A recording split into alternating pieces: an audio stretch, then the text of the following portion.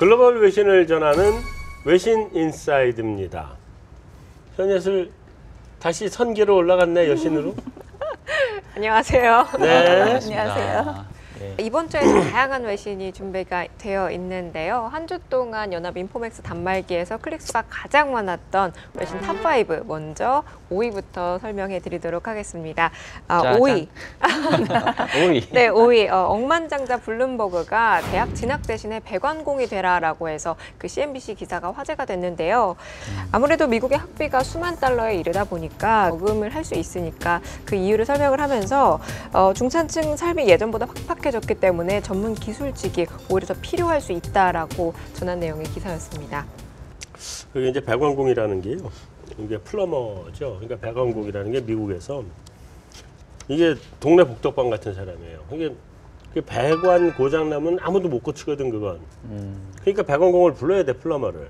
그러니까 플러머가 보면 만화에도 자주 나오고, 그렇죠. 그죠? 네. 만화에 자주 나와요. 영화나 만화에도 되게 많이 나오더라고요. 다음에 19금 이런 그 얘기들 있잖아요. 네. 거기에도 자주 등장하는 게 또 플러머야. 그러니까 이미지가 뭔가 근육질에 그렇지. 힘도 좀 셀 것 같고. 그래 딱 그거지.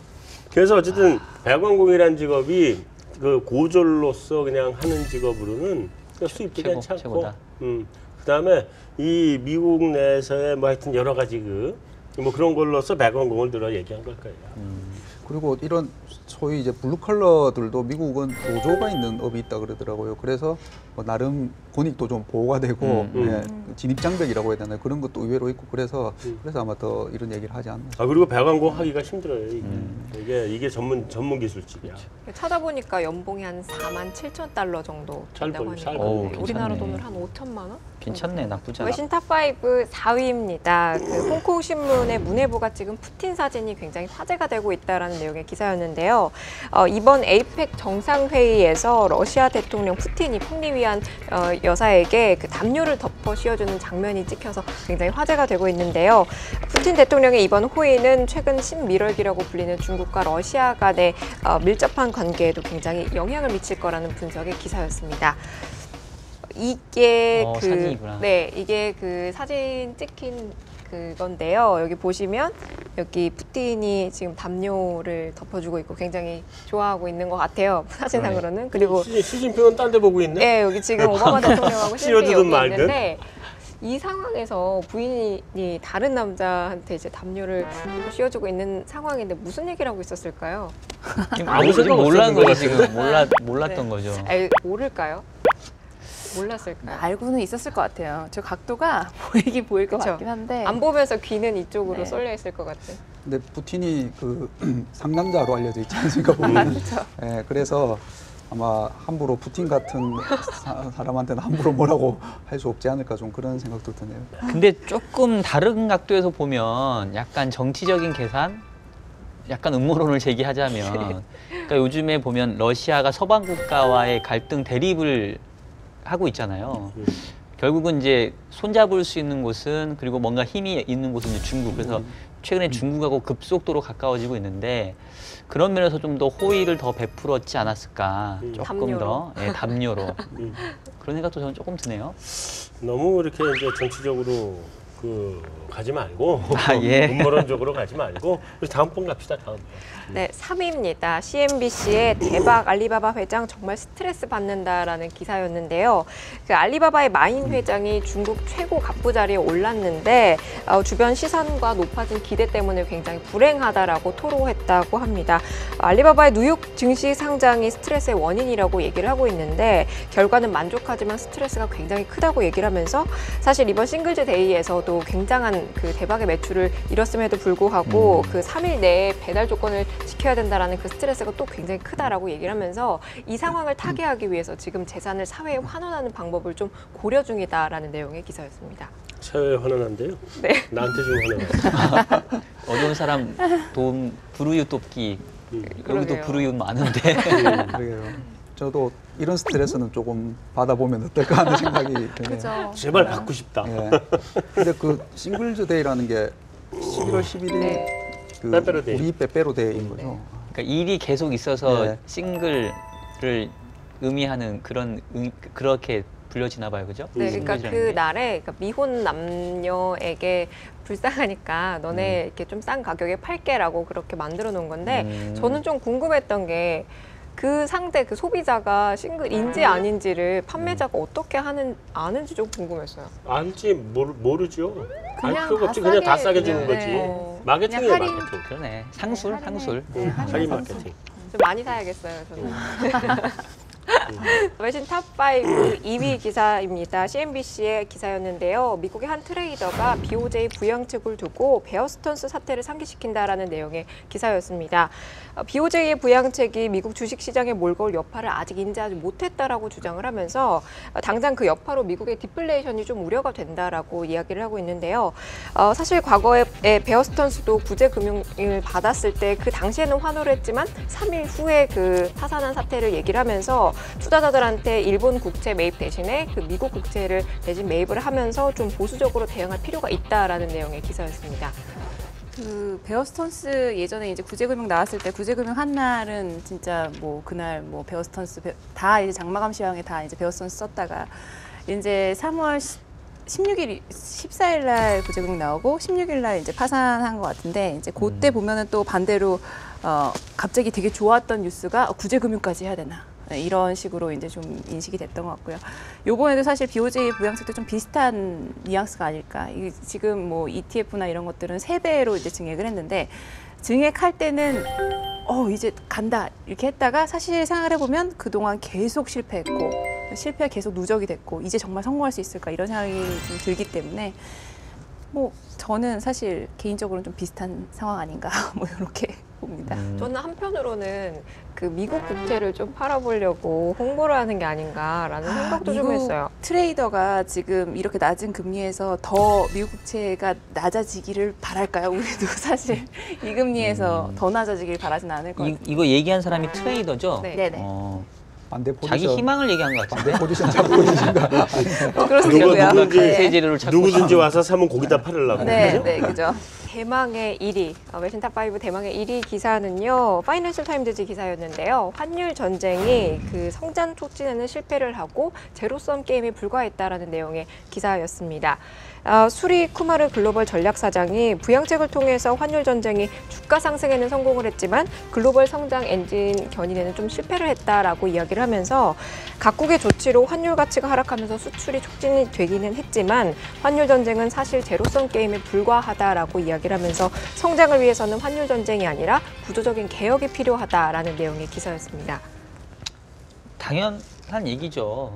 그러니까 환율 전쟁이라는 말 자체가 먹거리가 정해져 있는데 내가 더 먹으려면 남들 거 뺏어올 수밖에 없는 환경. 그러니까 결국은 누가 배불리 먹으면 누구는 굶을 수밖에 없으니까 당연히 성장에 도움이 안 된다 이건데 오죽했으면 뭐 그랬겠어요. 근데 아까도 뭐 비슷한 얘기를 했지만 미국이 조금 달러가 강세로 가고 경기가 좋아지면서 구매력을 좀 회복해 가면 상황은 옛날보다는 조금 나아지지 않을까. 뭐 크게는 아니더라도 일단 저는 조금은 긍정적으로 좀 보려고 해요. 전 세계에서 지금 가장 주목을 많이 받는 곳이 환으로 해서 일본이지 않습니까 지금? 네. 근데 이제 우리가 그 옆에 붙어 있으니까 말씀하신 것처럼 이건 옆에 나라의 그 내수를 뺏어오는 정책이다 보니까 그래서 그 전 세계 투자자들이 한국이 제일 피해가 갈 거다라고 그 보는 시각에 그 물론 총재님은 아까 너무 이걸 과도하게 뭐 말씀하셨고 실제로 좀 예전하고 달라진 부분도 있지만은 어쨌든 그 아까 뭐 2위 뉴스도 그렇고 빨리 BOJ가 좀 어떻게 그만하든지 네. 좀 그게 윤곽이 좀 드러나야 될 것 같아요. 네, 이렇게 해서 외신 탑5 정리해 봤는데요. 다음 주에는 더 재밌는 소식으로 가져와 보도록 하겠습니다. 그 마음대로 되는 게 아니잖아. 우리가 열심히 클릭을 해야 되는 거 아니에요? 네, 그러니까 잘 봐주셔야 돼요. 알았어요. 재밌는 걸로. 알았어요. 네. 앞에서 지금 구조개혁 얘기 살짝 해봤는데 정말로 이 구조개혁이 필요한 한 나라가 있습니다. 바로 러시아인데요. 푸틴 대통령의 부정부패부터 시작을 해서 지금 루블화 가치가 굉장히 많이 흔들리게 되면서 러시아 경제가 정말 많이 위험에 처해 있다라는 얘기가 나오고 있는데 관련 기사 가지고 왔습니다. 파이낸셜 타임즈 기사였는데요. 루블화 급락세가 러시아 외환위기 악몽을 떠올리게 한다라는 내용의 기사였습니다.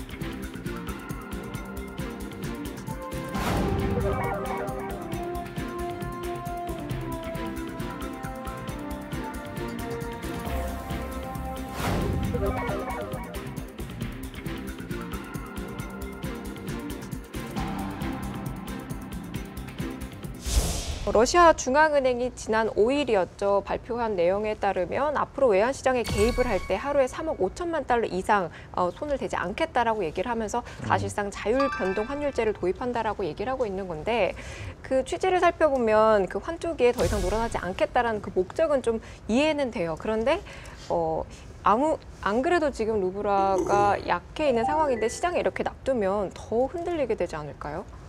루블이 지금 사상 최저치까지 가고 그전은 이제 중앙은행이 돈을 넣어서 이제 개입을 해서 막았는데 제가 이 뉴스 보고 받은 느낌은 손을 든 것 같아요. 이제 물 빠진 독에 물 붓기 같으니까 그냥 이제 더 이상 개입 안 하고 이제 자유변동 환율제를 원래 여기까지 추진을 하고 있었는데 빨리 한 거죠. 그냥 손 들고 시장이 맡기고 그냥 우리는 이제 뭐 그 처분에 따르겠다 뭐 그런 뜻인 것 같아요. 뭐 자국 통화가 절하가 이제 큰 폭으로 되고 있고 그 속도도 되게 빨랐는데 굳이 그때 할 필요가 있었나 이런 생각은 좀 듭니다.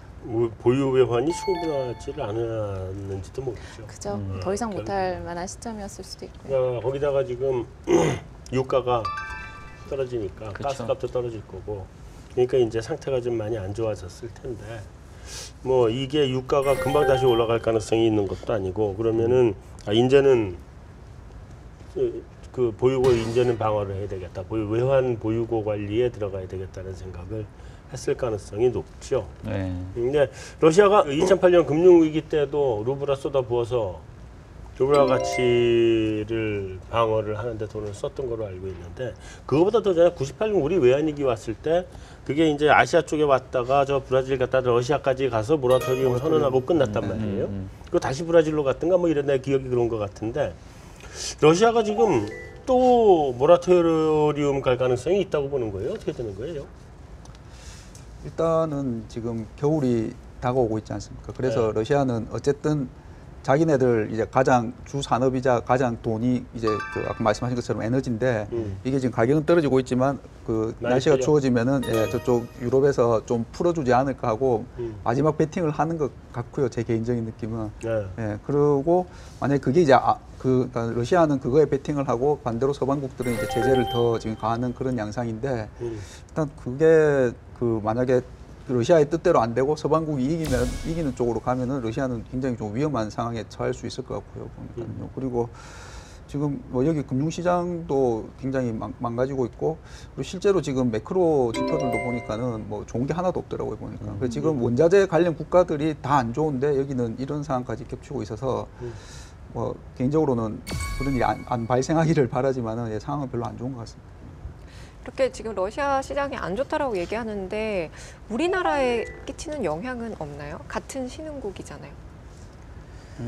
같은 신흥국이라고 해서 직접적인 영향을 주진 않을 거고요. 일단 지역이 워낙 우리하고 또 많이 떨어져 있고, 근데 러시아는 제가 보기에는 이제 유럽 경제를 통해서 간접적으로 우리 경제에 영향을 미칠 것 같아요.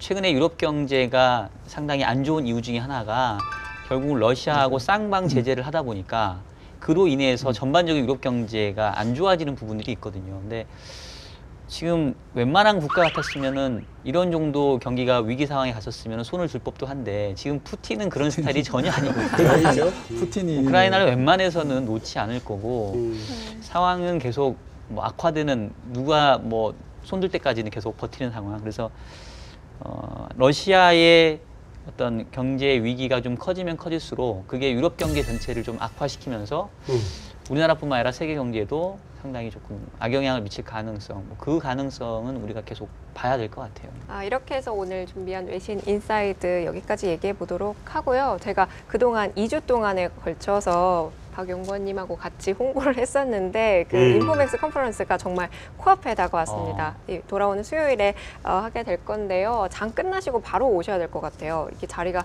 선착순이라서 먼저 이렇게 차는 순서대로 앉는다고 하는데 선착순. 네, 지금 벌써 이렇게 문의가 자리 좀 많이- 맡아주세요. 저희 가면 뭐 많이 있다고 해서 빨리 오셔야 될 것 같아요. 가방 그래서 필요해도 밥도 세워야 안 주는데. 되나?